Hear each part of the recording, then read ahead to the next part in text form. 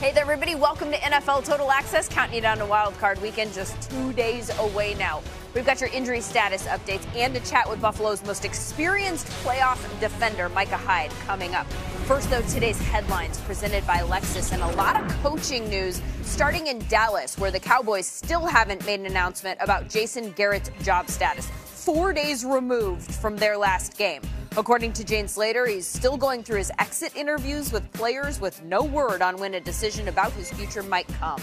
Meanwhile, in Washington, Redskins introduced their new head coach today, Ron Rivera, who promised to bring discipline to D.C., also a player-centered culture, and healthy respect for history, both the good and the bad. A lot of history behind this football team.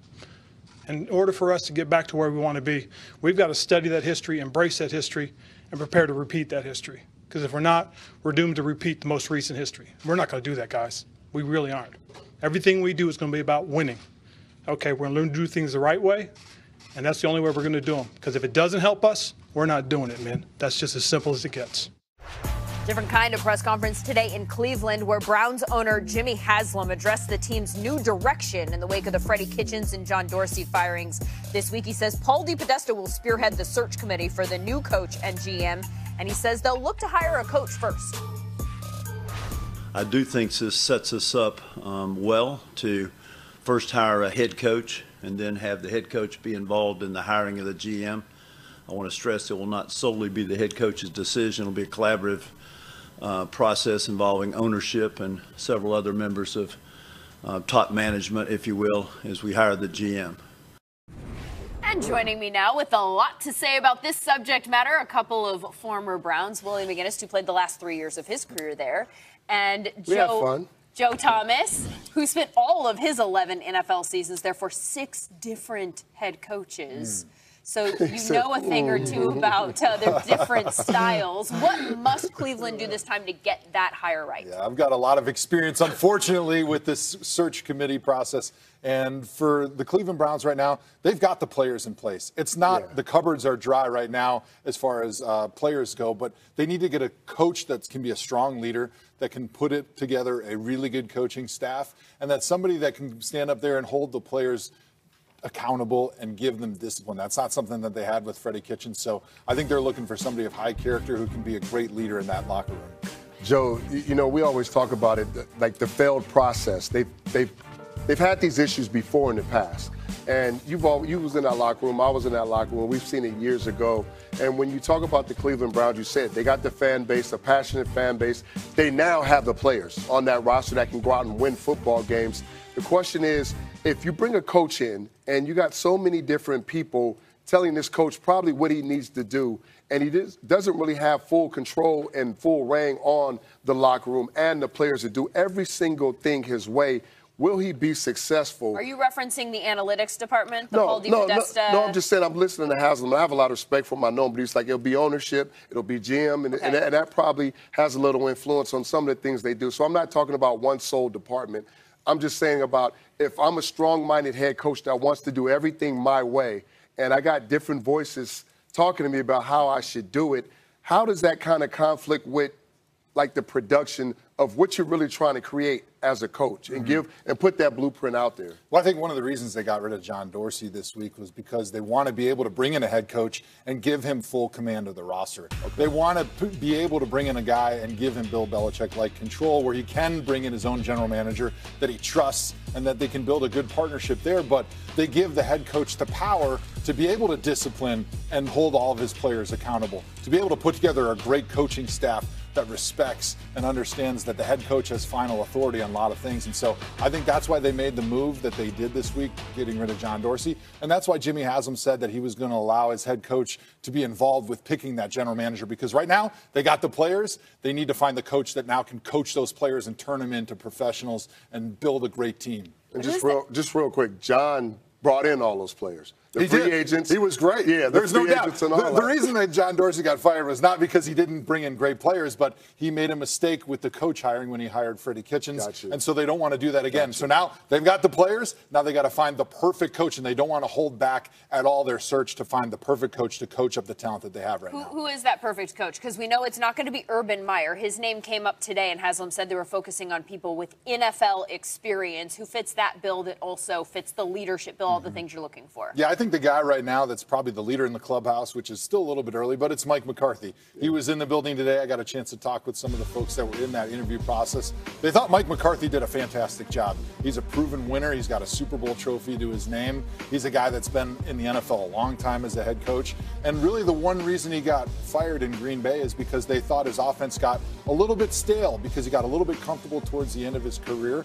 But having that year off, I think, can really help him because he's got a new fire burning in his belly, and he seems to have taken that year away from football and really studied the evolution of the NFL offense. And I think his offense, when he comes back and does get another head coaching opportunity, is going to be a new, evolved version of the Mike McCarthy offense. And Tom Pelissero did a great piece on that. If you're interested in checking that out, he has it up on Twitter. You can find it on NFL.com. As you mentioned, Mike McCarthy was there in the building today in Berea on a busy day in the building. Press conferences, interviews, and apparently, yes, I do mean interviews, as in plural. Ian Rappaport, what's the story? You mentioned the Mike McCarthy interview. That just started off the day for the Cleveland Browns. And you're right, guys, this really is an intriguing name to watch, not just because of the way that he developed Aaron Rodgers, and you hope that he would do the same for Baker Mayfield, but also he's an experienced head coach who has held players accountable, which is something that they will be focused on, among other things, in Cleveland. So Mike McCarthy had his interview, and then Jimmy Haslam kind of took a step back, met with the media, did the press conference, which you guys are all talking about, midway during the Mike McCarthy interview, then actually went back and continued. And now tonight, the Cleveland Browns contingent headed to Baltimore to go interview Greg Roman. That is the Baltimore Ravens offensive coordinator, very creative, helps lead this resurgence in Baltimore, led by Lamar Jackson. Looking at a lot of different things for Cleveland. Obviously, their minds are open for different kind of guys to lead their football program. What about the Giants and Panthers? What are you hearing about those job vacancies? We'll start with the Carolina Panthers. They had another interview today. That was with Eric Bieniemy, the fiery offensive coordinator for the Kansas City Chiefs. And Andy Reid has taken a lot of time publicly to discuss how ready he believes Eric Bieniemy is to be a head coach. He's got several other interviews, but obviously Carolina was up today, and that is a name to watch. Of course, the Andy Reid tree has had a ton of success in the NFL. Meanwhile, the New York Giants had an interview today. Chris Richard, the former Cowboys defensive passing game coordinator, spent a lot of time in Seattle. Another fiery coach, someone who the players really respect and like. That started off the New York Giants head coaching search. Thank you, Ian. As for the games this weekend, Eagles practiced outside today without Miles Sanders or Nelson Aguilar, but with Zach Ertz and Lane Johnson. The two of them limited, though Ertz still not cleared for contact, dealing with a broken rib and a lacerated kidney.